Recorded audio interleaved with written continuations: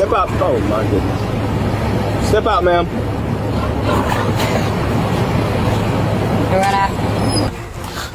Man, we got somebody on the floor, bro. She looks sick with something, bro. At 5:59 a.m. on August 23rd, 2023, the Tampa Police Department 911 operator received an emergency call from a cell phone registered in the area. The caller was a young woman, gasping for breath and panicking. In the background, the call could be heard the sound of a fan and a vague noise that sounded like it was coming from a closed room. Tampa Police 911, what is the address of the emergency? I was just trying to get strangled. Okay, do you have a unit letter or number? Unit. Okay, and what's going on? I was just trying to get strangled. But I just woke up from passing out. Okay, I'm sorry, what happened? I was strangled. Okay, by who? My mom. I'm sorry, by who? My mom. Is she still there? Yes. How long ago did this happen? This happened like 34 minutes ago. I just woke up.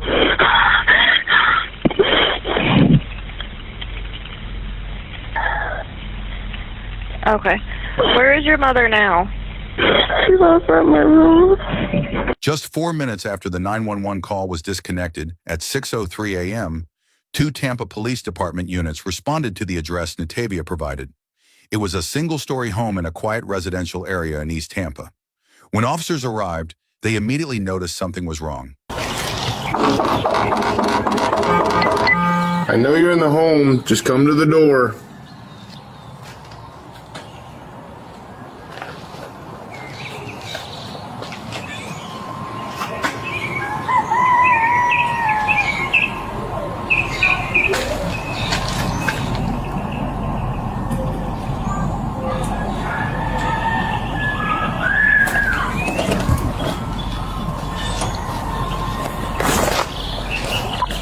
Very thoughtful. Did you guys attempt to call back? Because now the lights are out. I think I hear him screaming upstairs, but I can't tell. A police officer heard noises coming from inside the house. What's up, brother? Was it? Turned it out, and then I couldn't tell if it was screaming upstairs or where it was. Look, the couches are up on the wall. You see this? Like up here? See this? Yeah. Almost like they're not barricaded, but you heard screaming? Yeah, you just hear a scream for help or something? I couldn't tell. Police department! I couldn't tell if it was arguing.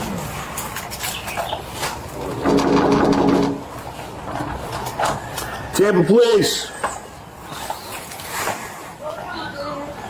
Come downstairs!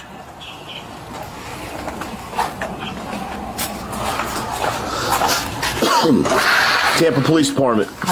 Good morning. He's on the home. Everybody? Okay. Can you come outside for me real quick, please? For what? The woman was quickly identified as Rotisa Silvius, 38, the biological mother of Natavia Sanders. Because we got a call for service here. Not here. Lady, don't play the game. You ain't gonna do this. Don't do this. Grab her. Ma'am, stop. Stop it. You're not going to stop us from entering the house.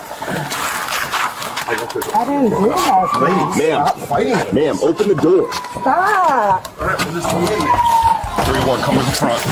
Ma'am, stop resisting us. Stop resisting us. We're here for a lawful reason, okay? Here, got that. Sit down. Look on my Facebook. Sit down here. Oh, here, you know what? Come up. Stand up. You don't have to be aggressive. No, do me a favor. Hey, stop. Hey, do me a favor. Just hang out with her. Where my car? I gotta go upstairs, man. In the car, please. Figure it out. Just keep an eye on this. Immediately after Ratsa Silvius was subdued and placed in the patrol car, the 3 remaining officers immediately entered the house. Man, we got somebody on the floor, bro. She looks 607, bro.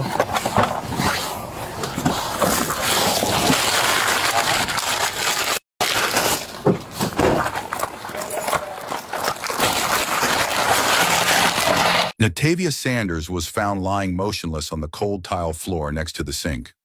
Her face was pale, her lips were bruised, her hands were clenched, and her cheeks were red and swollen. How old is the oldest?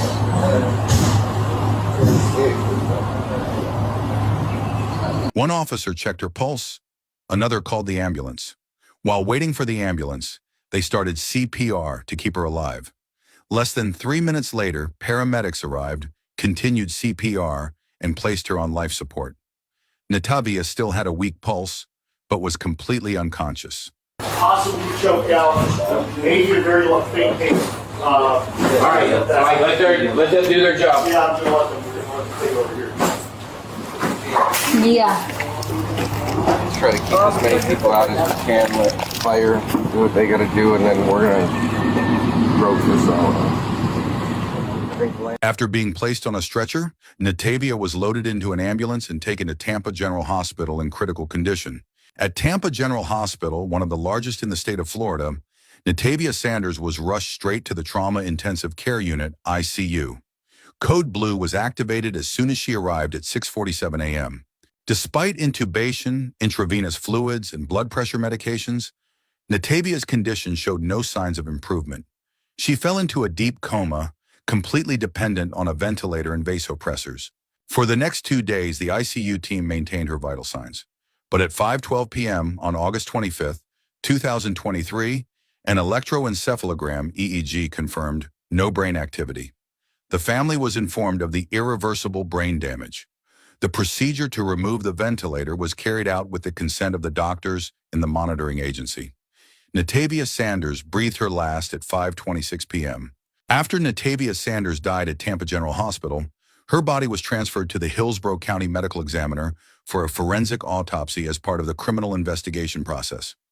The medical examiner's report, signed by the chief medical examiner, stated, "The victim, an 18-year-old female, died from mechanical asphyxiation.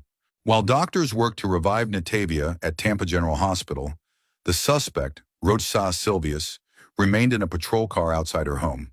She appeared agitated, irritable, constantly speaking incoherently, and alternated between cooperative and combative behavior, forcing police to begin a preliminary interview at the scene."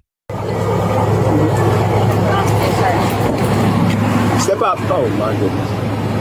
Step out, ma'am. We're gonna.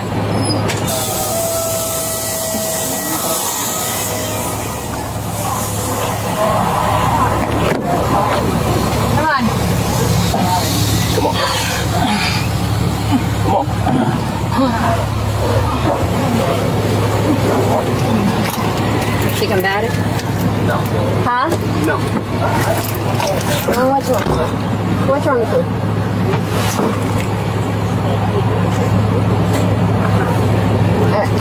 Can we stop? Can we stop acting like this, please? So I can do your search? Brandon, I need you to, like, help me out now. Get one of them to come over here and assess her as well.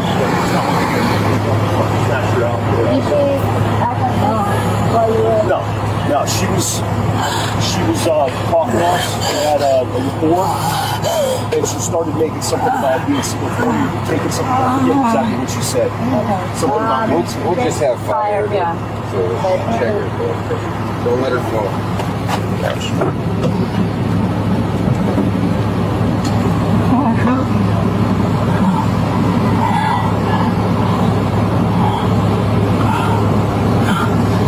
Put it back in.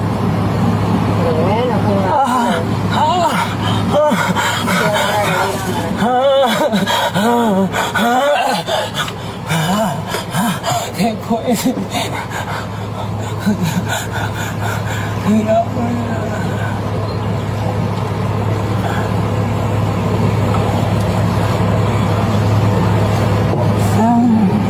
Come on.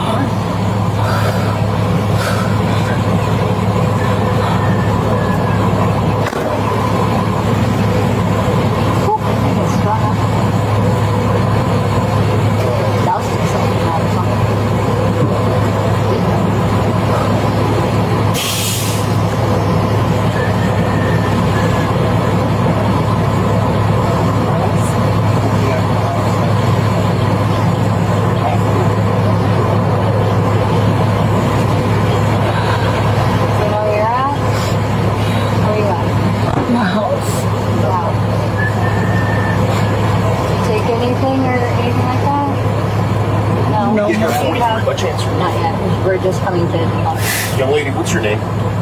Letitia Silvers. And you live here? How long have you lived here? A few months. A few months? Okay, who do you live here with? Me and my children. Your children? The small children? Like the babies? I seen 1 or 2 little babies. What about the other person there? No, I have 3 kids. You have 3 kids? How old are your kids? How old are they? 9, 3, and 4. 4? Okay. So who's here today with you? Me and my 3 kids. You and your 3 kids? Okay. The 3 and 4-year-old, were they upstairs? Okay. And then where's your 9-year-old? They're all upstairs. They're all upstairs? We were all up there. Okay. We just got up and I was going to give them a bath. Who's in the kitchen? Somebody's in the kitchen, a little bit older than 9 though. They're not 9 years old. I couldn't even tell you. You couldn't even tell you? I only have 3 kids. Okay. Okay. All right, hang tight. Hang tight. Hang tight. Do you want to see the fire department? Do you want them to check you out? I'm fine. I just want my kids. She's fine. I don't know what happened. Like, You want me just to take vitals of her or something? If you're talking to me, I didn't hear you. Since fire's here, we have to just set eyes on her. They can. I mean, just check the box. Yeah. I'm just, whatever. Okay. Thank you.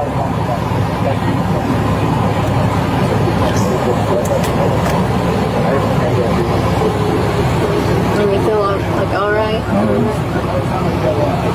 We're just gonna have fire just look at you, make sure everything's good. Said I got another one. Okay.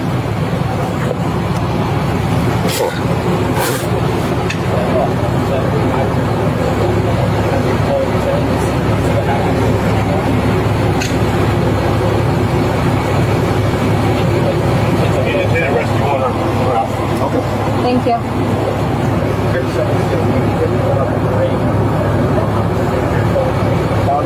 is this Black Hawk Down? Like, who are these people? The police department, police and fire.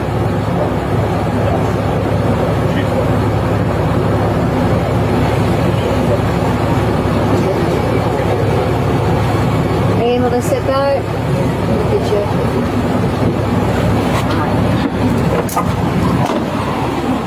On the morning of August 23rd, 2023, after being arrested at the scene, Rotesa Silvius was taken to the Hillsborough County Falkenberg Road Jail, handcuffed, uncooperative, and mildly resistant.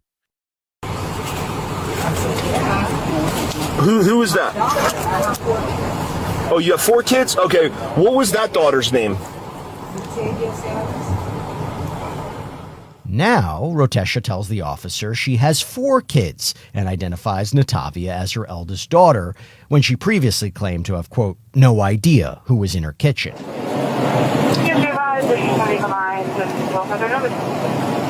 actually leave her. If she doesn't want it, she won't. We're good. I'm fine. Are y'all okay? Why are y'all here? If you could just look at her and make sure she's... You don't want us to check you out? No, I'm fine. I got the influence ready. Everything's fine.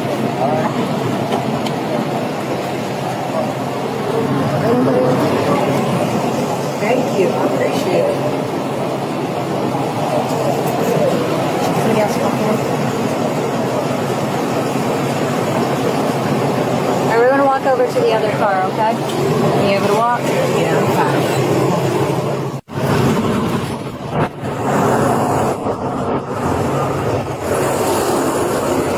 We're gonna go to this We're gonna one. go to this car over here. You refusing to be seen? Okay.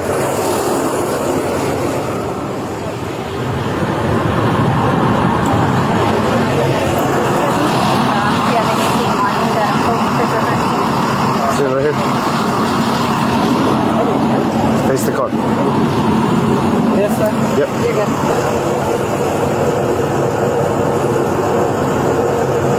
Lift your hands up just a a little bit to move it back from it.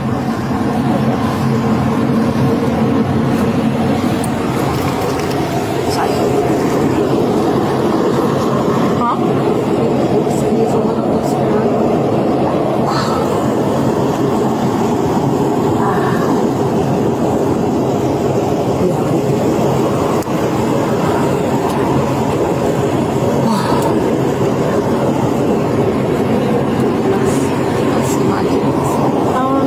Not yet. They're, I think so.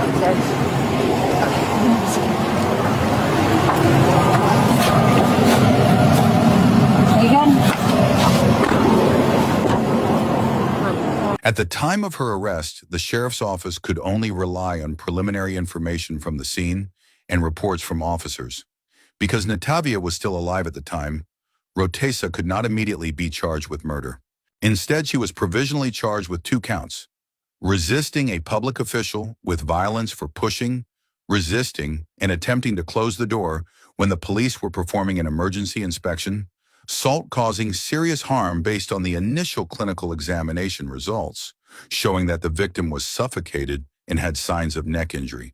Bail was set at $25,000, but due to the serious nature of the case and the suspect's lack of a stable place of work, lack of a lawyer, and signs of mental instability, the court decided to hold him without bond until the results of a forensic examination are available.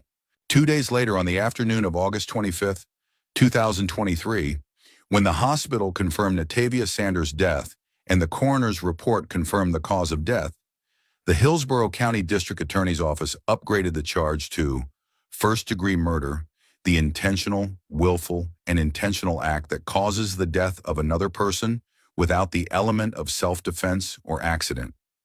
Under Florida criminal law, this charge carries a maximum penalty of life in prison without parole or the death penalty, depending on the outcome of the trial. An additional indictment was issued that night, making Rotesa the defendant in the murder case of her own daughter. Soon after the charge was upgraded to first-degree murder, Rotesa Silvius made her first court appearance in Hillsborough County Criminal Court on August 28, 2023. During the preliminary hearing, the judge found that the defendant's behavior and speech showed signs of mental instability. Because the defendant showed signs of mental abnormality, the representative of the procuracy requested the court to issue a decision to request an assessment of criminal capacity, to determine whether the defendant was capable of understanding the trial process and could cooperate with a lawyer to defend himself. This assessment follows a legal standard established by the United States Supreme Court, which states that a defendant should only be brought to trial if he or she understands the proceedings and is able to participate in protecting his or her legal rights. After being referred to a court-appointed psychiatric evaluation facility, Rotesa underwent 2 independent evaluations by forensic psychiatrists. The summary report submitted to the court stated, the defendant exhibited cognitive disorganization, incoherence in thought, mild paranoia, and an inability to cooperate in the preparation of a defense. On September 12, 2023, the judge declared, Rotesa Silvius is presently incompetent to stand trial. Based on this ruling, she was transferred from the detention center to a secure psychiatric rehabilitation facility for treatment and cognitive rehabilitation, pursuant to Florida Penal Code Section 916.13. After nearly 4 months of mandatory treatment at a psychiatric rehabilitation facility, Rotesa Silvius was assessed by medical professionals as having regained cognitive capacity and was fit to return to court. On January 18, 2024, she officially appeared in court on charges of first-degree murder. At Hillsborough County Criminal Court, the trial attracted the attention of the local media.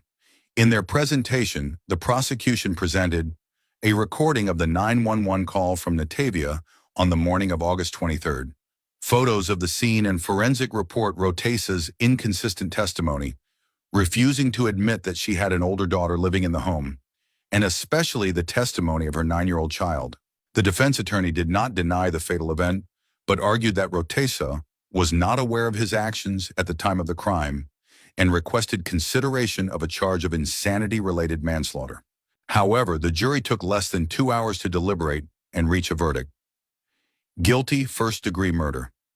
On February 2, 2024, the judge sentenced life in prison without parole, according to Florida criminal law for first-degree murder. Rotessa Silvius was sent to the women's prison in Lowell, Florida, one of the state's high-security prisons, which houses the most serious inmates. What do you think of Natavia's action in calling 911 to report her mother? Was it a brave protest or a cry for help that has been ignored by society for too long? Leave a comment below. We want to hear your opinion.